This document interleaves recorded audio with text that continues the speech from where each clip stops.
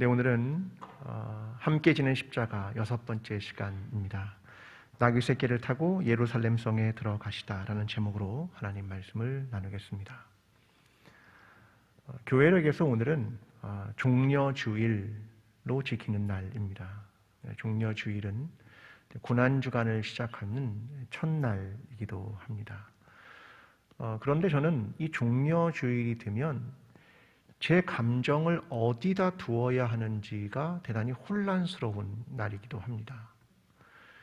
왜냐하면 고난주간이 시작된다는 것은 회개, 슬픔, 이런 감정을 한쪽에 둔다는 얘기인데, 그것을 시작하는 종려주일이 아이러니하게도 환호와 외침과 왕되심과 기쁨이라고 하는 것을 가지고 있기 때문에 그렇습니다. 제 감정을 도대체 슬픔에 둬야 할지 아니면 기쁨에 둬야 할지, 이 감정이 대단히 혼란스러운 날이 오늘 종려주일이기도 합니다. 저는 그것을 이중성이라는 말로 표현하고 싶습니다. 두 가지의 다른 감정이 이중적으로 나타나는 그런 날이기도 합니다. 그래서 어떤 사람들은 이 종려주일을 기독교 절기의 트로이 목마라는 말을 사용하기도 합니다. 외부적인 것과 목마 안에 있는 사람들, 전혀 다른 내부와 외부의 이야기가 담겨져 있기 때문입니다. 오늘 우리는 예루살렘 성 사람들이 환호한 이야기들 속의 이면에 어떠한 일이 벌어지고 있는가에 대한 이야기를 여러분과 함께 나누어 보고 싶습니다. 예수님은 드디어 예루살렘 성에 입성하셨습니다. 그런데 감람원 가까이 가셨을 때 2명의 제자를 부르십니다. 너희는 가서 아무도 타보지 않은 그 나귀 새끼 한 마리를 풀어서 일로 끌고 와라, 이렇게 요청을 하십니다. 그리고 누가 물으면 주가 쓰시겠다, 이렇게 대답하고 끌고 와라. 그랬더니 2명의 제자가 나귀 새끼 한 마리를 끌고 옵니다. 그들은 겉옷을 나귀 새끼 위에 깝니다. 주님은 거기에 타셨죠. 이제 예루살렘 성에 입성을 합니다. 많은 사람들은 자기의 겉옷을 땅바닥에 깝니다. 그러면서 왕의 즉위식처럼 환호를 시작했습니다. 주의 이름으로 오시는 왕이요, 하늘에는 평화요, 가장 높은 곳에서는 영광입니다. 이러한 찬양을 부르기 시작합니다. 그런데 옆에 있던 바리새인이 이렇게 주님께 가까이 다가가서 이렇게 말합니다. 무리들을 책망하십시오.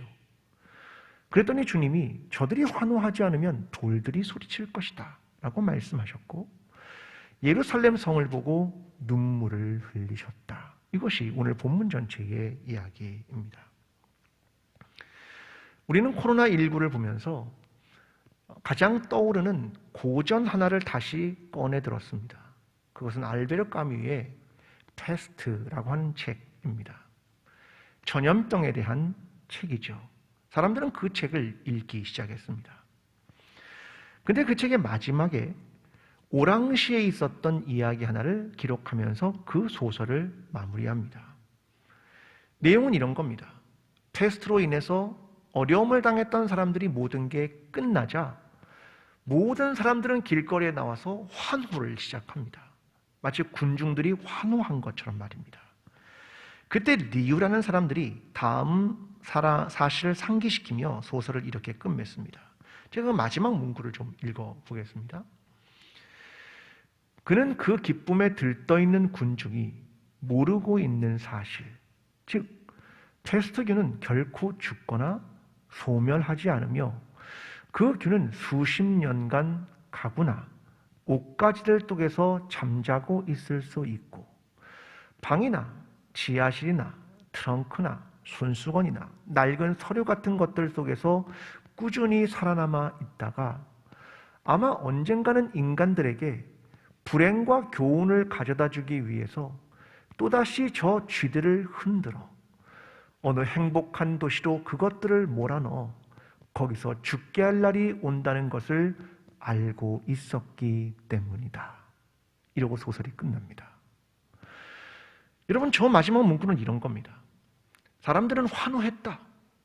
테스트가 끝났다라고 생각을 했다는 거죠. 그런데 그렇지 않다. 페스토교는 죽지 않는다.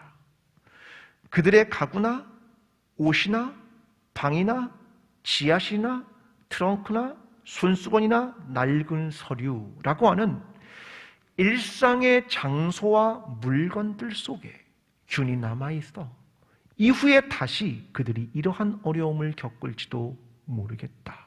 그 이야기를 하는 겁니다. 이는 마치 우리의 일상에서 부조리한 일들이 다시, 거짓되고 부패한 일들이 다시 스물스물 올라올 수 있다. 그 이야기를 하는 것입니다. 마치 2000년 전에 수많은 예루살렘 성의 군중들이 환호했지만 얼마 되지 않아 예수 그리스도가 십자가를 지신 것처럼 말입니다. 오늘 이 질문으로부터 시작하고자 합니다. 우리는 먼저 예루살렘 성의 사람들을 눈여겨보아야 합니다. 그들은 모두는 길거리로 쏟아져 나왔습니다.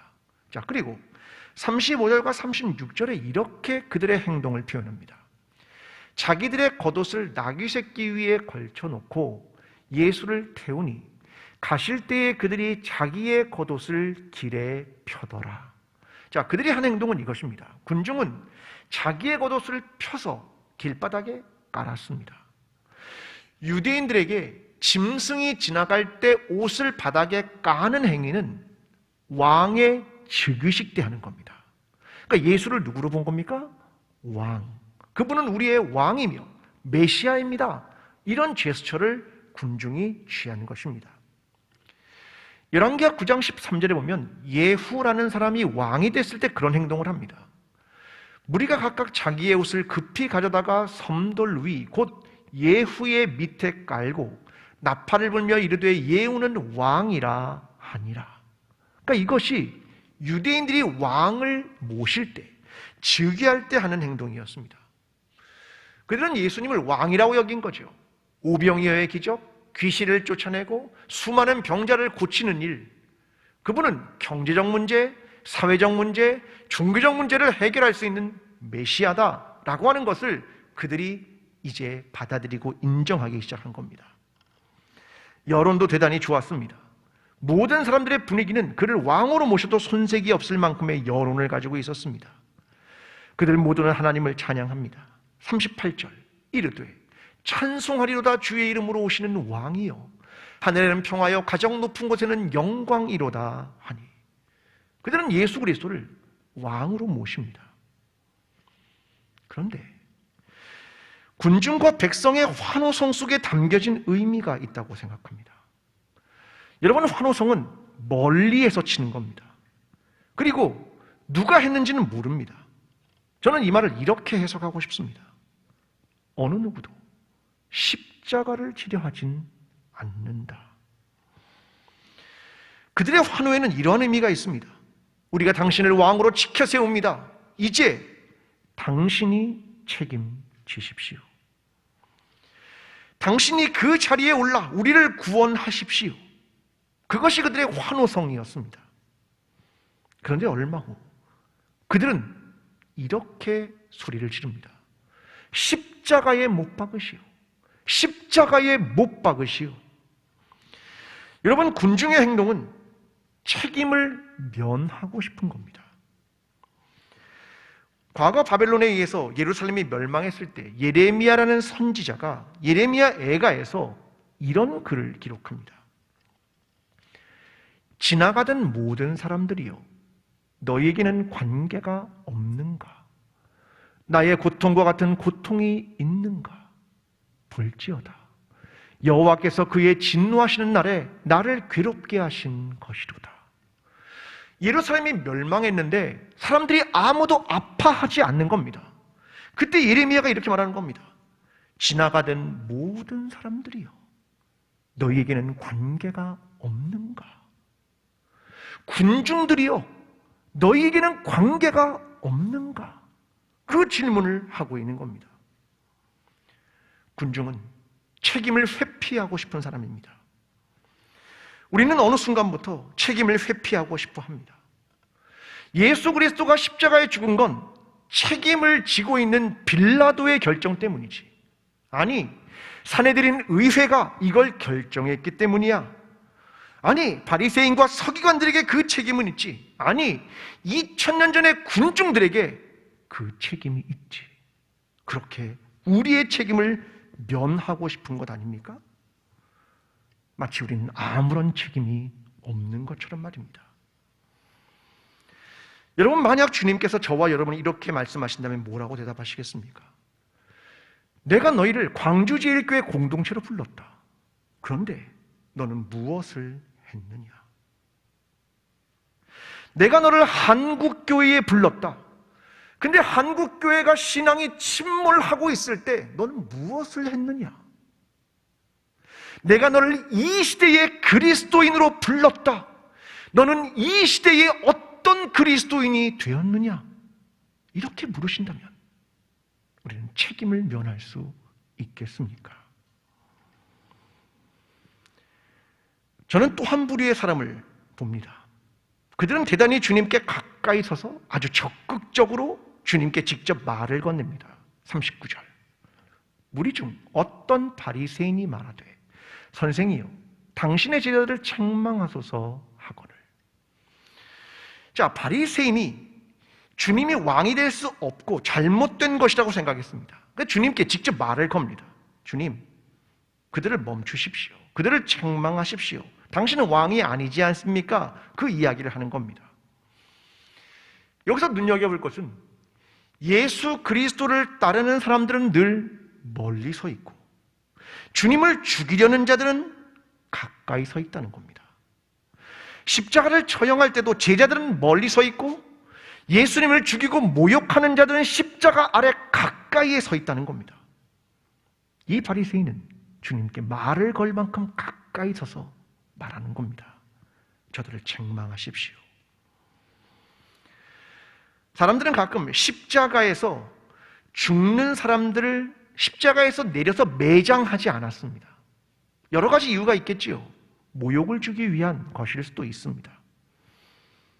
저는 이러한 이유가 하나 있지 않을까 생각합니다. 그들은 십자가에 죽는 사람을 매장하지 않고 오히려 들짐승이나 맹금류가 십자가에 달린 자를 그냥 먹이로 삼도록 방치했다는 겁니다. 왜 그랬을까요? 그 중에 하나는 이런 이유가 있었을 겁니다. 난 그를 십자가에 매달았지. 내가 죽이진 않았어. 들짐승이 와서 뜯어먹었지. 맹금류가 와서 저 사람을 죽인 거야. 그 책임은 나한테 없어. 이렇게 말하고 싶은 건 아니었겠습니까? 사람들은 책임으로부터 도피하고 싶은 겁니다. 오늘 우리는 그리스도인인데 이 시대의 책임으로부터 도피하려는 건 아닙니까? 내 가족과 내 직장과 내 교회와 내 삶으로부터 우리는 도피하고 싶은 것은 아닙니까? 책임이 나에게 없는 것처럼 말입니다. 이것이 환호성을 지른 예루살렘 성의 군중들이었습니다. 오늘 저와 여러분의 신앙이 우리의 책임의 회피로부터 주님과 함께 십자가를 지는 자리로 나아가게 되는 저와 여러분, 이 시대의 그리스도인들이 되기를 간절히 기도합니다. 두 번째로 눈여겨볼 사람은 예루살렘 성에 입성할 때 현장에 서 있는 제자들이었습니다. 주님은 두 명의 제자를 부릅니다. 30절과 31절. 이르되 너희는 맞은편 마을로 가라. 그리로 들어가면 아직 아무도 타보지 않은 나귀 새끼에 매여 있는 것을 보리니 풀어 끌고 오라. 만일 누가 너희에게 어찌하여 푸느냐 묻거든 말하기를 주가 쓰시겠다 하라 하시매. 자, 여기서 아무도 타보지 않은 나귀 새끼라는 그 표현은 목적이 있다는 겁니다. 자, 그러니까 종교적 목적이든지 왕을 위한 목적이든지 목적이 있다는 겁니다. 자, 또 하나 알 것은 나귀라고 하는 건 구약에서 제물로 쓰는 동물이 아닙니다. 오히려 소유물로 사용하는 겁니다. 십계명의 마지막 계명 신명기 5장 21절은 이렇게 말합니다. 내 이웃의 아내를 탐내지 말라. 내 이웃의 집이나 그의 밭이나 그의 남종이나 그의 여종이나 그의 소나 그의 나귀나 내 이웃의 모든 소유를 탐내지 말지니라. 나귀란 소유물입니다. 그래서 주님이 주가 쓰시겠다 하라. 이게 가능한 거죠.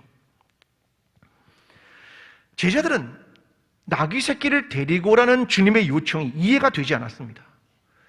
모든 예루살렘 성이 환호하고 있다면 지금 필요한 건 나귀 새끼가 아니라 무엇입니까?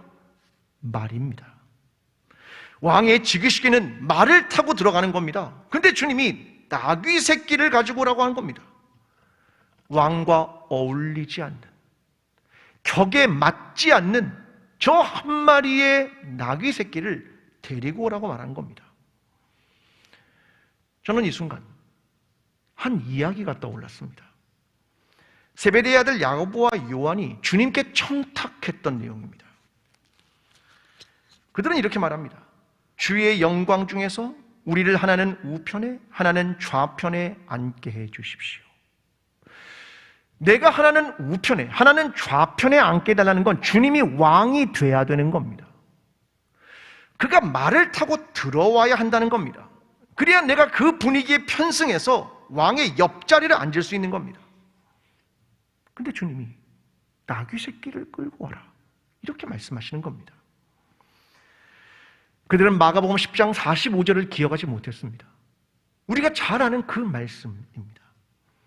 인자가 온 것은 섬김을 받으려 함이 아니라 도리어 섬기려 하고 자기 목숨을 많은 사람의 대속물로 주려 함이니라.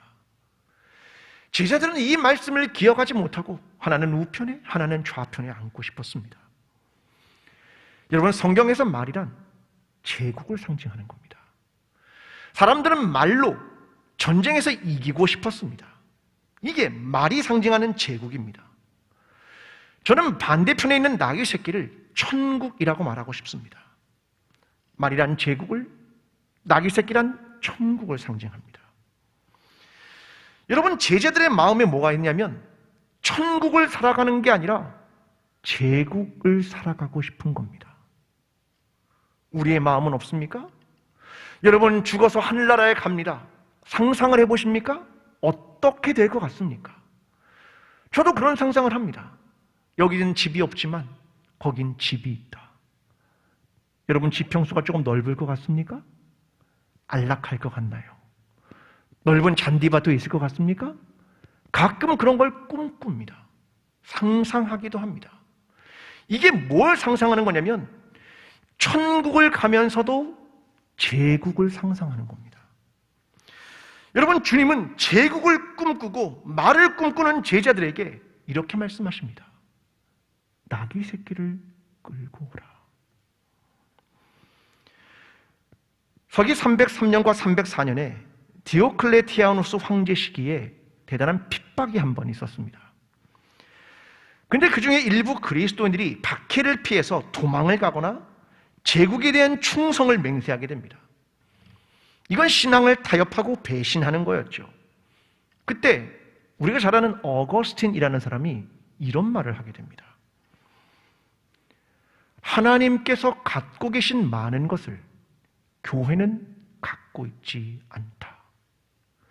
교회가 가진 많은 것을 하나님께서는 갖고 계시지 않다. 이게 무슨 말입니까? 하나님이 가지고 있는 특성과 하나님의 성품을 교회는 가지고 있지 않다. 교회는 많은 걸 가지고 있지 않지만 그들은 하나님이 갖고 있는 그것을 가지고 있지 않다. 굉장히 의미심장한 말입니다. 헨드리쿠스 베르코프라는 사람이 이 어거스틴의 라틴어 문장을 다르게 해석합니다. 이렇게 번역합니다. 없을 것 같은 많은 이들이 실제로는 그 안에 있고, 안에 있을 것처럼 보이는 많은 이들이 실제로는 그 안에 없는 것처럼 보인다. 엄청납니다. 교회 안에 많을 것 같은 사람이 없다. 교회인데 제국이구나. 천국인데 제국이구나. 그 얘기를 하고 있는 겁니다. 여러분, 제자들의 마음속에는 천국이 아니라 제국이 있는 것이었습니다. 오늘 우리도 둘 사이에 흔들리지 않습니까? 세상의 것과 하나님의 것 사이에서 말입니다. 우리는 그리스도인이고 우리는 교회로 부르심을 받은 사람들입니다. 우리가 바라는 건 천국 아니겠습니까? 하나님의 나라 아니겠습니까? 그런데 제자들도 그들의 마음속에 여전히 제국이 남아 있었습니다. 오늘 우리의 모습은 어떠합니까? 천국을 바라십니까? 우리가 바라는 천국의 모습은 정말로 무엇입니까? 오늘 저와 여러분이 제자로 부름받았다는 사실을 기억하며 그리스도인이라는 사실을 기억하며 교회로 부름받았음을 기억하며 오늘 이 땅에서 제국이 아니라 천국을 선택하며 살아가는 하나님의 사람들이 되시기를 간절히 기도합니다. 마지막으로 오늘 본문 속에 환호하는 군중 속에서 주님을 봅니다. 자, 주님의 모습을 41절이 이렇게 조명합니다. 가까이 오사 성을 보시고 우시며. 너무나 낯섭니다. 왜요? 많은 사람은 환호하고 있었는데 주님은 울고 계셨습니다. 주님은 예루살렘 성 사람들을 본 것입니다. 원수가 와서 토둔을 쌓고 사면을 포위하고 자식들을 땅에 메어치고 돌 위에 돌 하나도 남지 않을 것이다. 예루살렘의 패망을 그 사람들을 통해 봤기 때문에 그렇습니다. 여러분, 예레미야가 바벨론에 의해서 멸망당한 예루살렘을 보고 이렇게 애가를 불렀습니다. 예루살렘이 환난과 유리하는 고통을 당하는 날에 옛날의 모든 즐거움을 기억하였음이며 그의 백성이 대적의 손에 넘겨졌으나 그를 돕는 자가 없었고 대적들은 그의 멸망을 비웃는도다. 예루살렘 성이 멸망했는데 예레미야가 너무나 고통스러운 겁니다. 야, 이렇게 멸망하는구나. 주님도 그 멸망을 본 겁니다. 그래서 눈물을 흘리신 겁니다. 여러분, 주님의 관심은 처음부터 끝까지 동일합니다. 자기 백성들, 고통하는 사람들, 멸망당하는 사람들, 그들 때문에 주님은 눈물을 흘리고 있었습니다. 저는 사사기의 한 구절을 떠올립니다. 하나님의 감정을 표현한 듯한 구절입니다. 사사기 10장 16절은 이렇게 말합니다. 자기 가운데에서 이방신들을 제하여 버리고 여호와를 섬김에 여호와께서 이스라엘의 곤고로 말미암아 마음에 근심하시니라. 하나님의 감정이 어떻습니까? 근심하셨다. 이스라엘 백성이 죄악 가운데 있다가 돌아옵니다. 회개하고 돌아옵니다. 근데 하나님의 마음이 근심하셨더라. 자, 이건 무슨 말입니까? 이 말은 이런 말이겠죠. 자기의 백성의 짐과 고역으로 인해서 내 마음이 아프다. 나는 너희의 구원을 깊이 숙고한다. 그런 말이겠죠. 그런데 또 하나의 해석이 가능합니다. 하나님의 근심은 이스라엘의 곤고에서 시작합니다. 자, 이 곤고라는 말은 히브리어로 아말이라는 말입니다. 자, 이 말은 어떤 뜻이냐면 사사기에 나타나는 반복적 회개, 즉각적인 구원을 위해 신을 달래는 제의, 이런 걸 말하는 겁니다. 사사기의 백성들이 어떻습니까? 습관적 회개를 했다. 그들은 오늘 내가 힘드니까 잠깐 구원받으려고 하나님께 가서 빈 겁니다. 신을 만족시키기 위해서 말입니다. 저는 오늘 예루살렘을 보시는 주님 안에 두 가지의 마음이 눈물을 흘리게 했다고 생각합니다. 하나는 이겁니다. 예루살렘의 멸망을 보고 자기의 백성들의 고통을 주님이 알고 눈물을 흘린 거죠. 긍휼의 마음입니다. 또 하나는 이겁니다. 저 백성이 지금 환호하고 있지만 저들은 잠시 뜨거운 감정이 일어났고 결국 책임도 지지 않고 누군가에게 책임을 전가하고 결국은 다시 돌아오지 않는 자기 백성을 보았기에 눈물을 흘린 겁니다. 주님은 이렇게 표현하신 적이 있었습니다.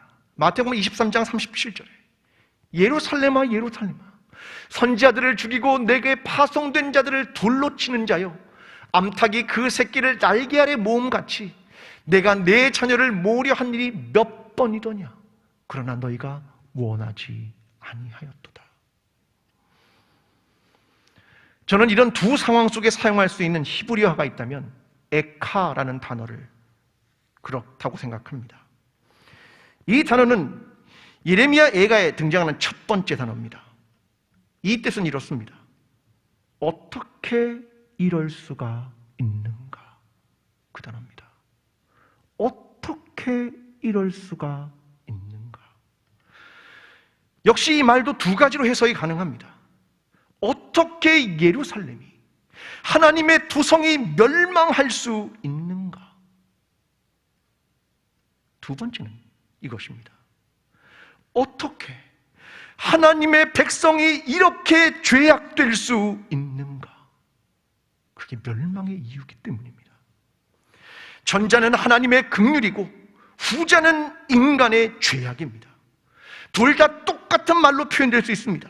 어떻게 이럴 수가 있는가? 여러분, 전자는 하나님의 몫입니다. 하나님의 백성과 고통에 아파하는 것, 그건 하나님의 몫입니다. 그러면 인간의 몫은 무엇입니까? 어떻게 이럴 수가 있는가라며 우리 자신의 죄를 통회해야 한다는 겁니다. 그게 우리가 해야 할 일 아니겠습니까? 예를 들면 이렇습니다. 매 주일 예배 시간에 참회의 기도를 드리면서 삶이 하나도 바뀌지 않는다니 어떻게 이럴 수가 있는가? 내가 수십 년 동안 교회를 다녔다고 자랑하면서도 여전히 죄와 가까이 살아가다니 어떻게 이럴 수가 있는가? 코로나19를 1년 넘게 경험하면서 우리는 신앙의 본질로 돌아가야 합니다. 그렇게 많은 이야기를 들으며 지냈건만 이 고통 속에서도 아무런 변화가 없다니 어떻게 이럴 수가 있는가? 이것이 우리의 입술의 탄탄입니다. 여러분, 고난주간을 시작하면서 우리 한 주간은 이 한탄을 해야 합니다. 어떻게 이럴 수가 있는가? 그 한탄으로 우리는 고난주간을 시작해야 하는 것입니다.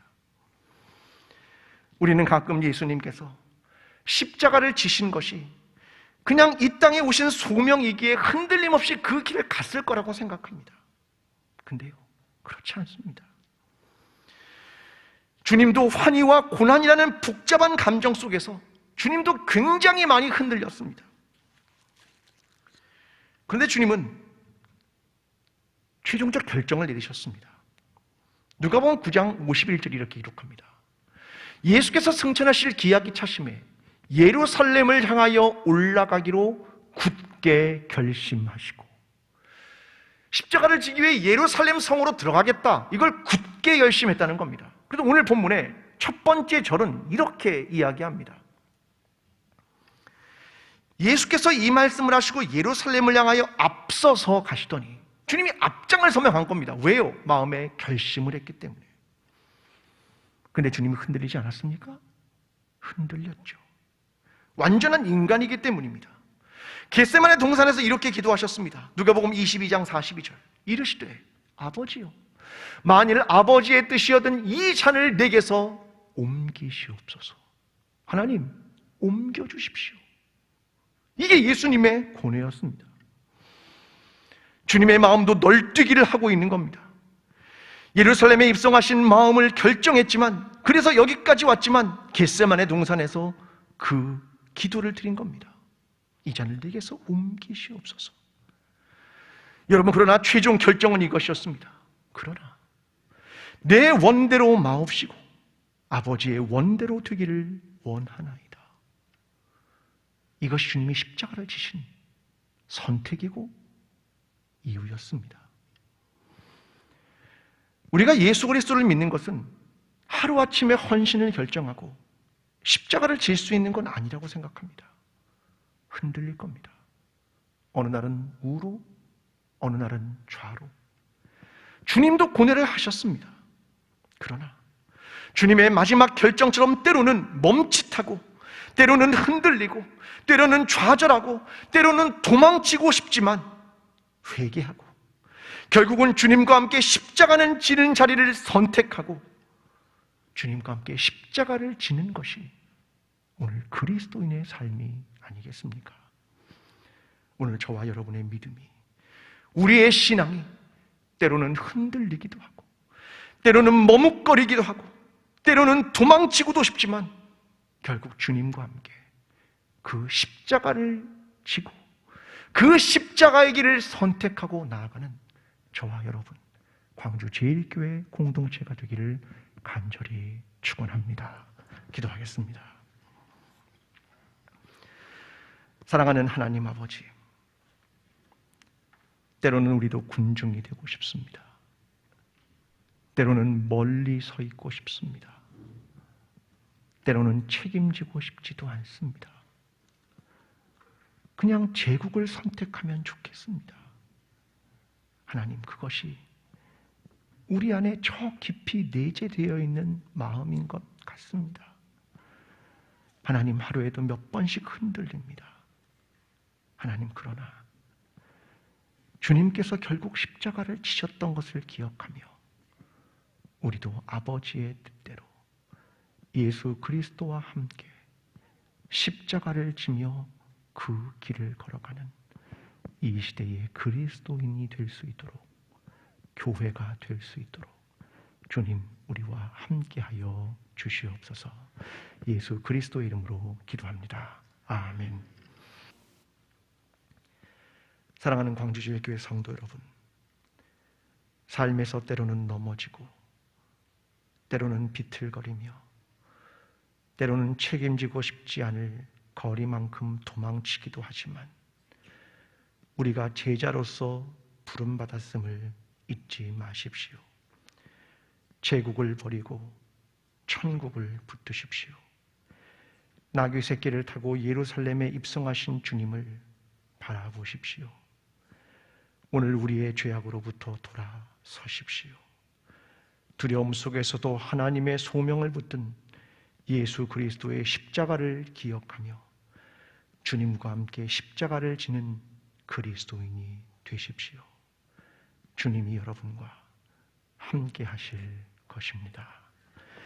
이제는 우리를 위하여 흔들림 속에서도 십자가를 결단하시고 지신 예수 그리스도의 은혜와 인간의 죄악을 보시면서도 고뇌하시는 하나님 아버지의 사랑과 오늘 이 시대 속에서 그리스도인과 교회로 살아가도록 도우시는 성령님의 인도하심이 오늘 복음과 십자가를 지고 예수 그리스도의 뒤를 따르기로 작정하는 모든 예배자들과 광주 제1교회와 나라와 민족 위에 지금부터 영원까지 함께 하시기를 간절히 축원하옵나이다. 아멘.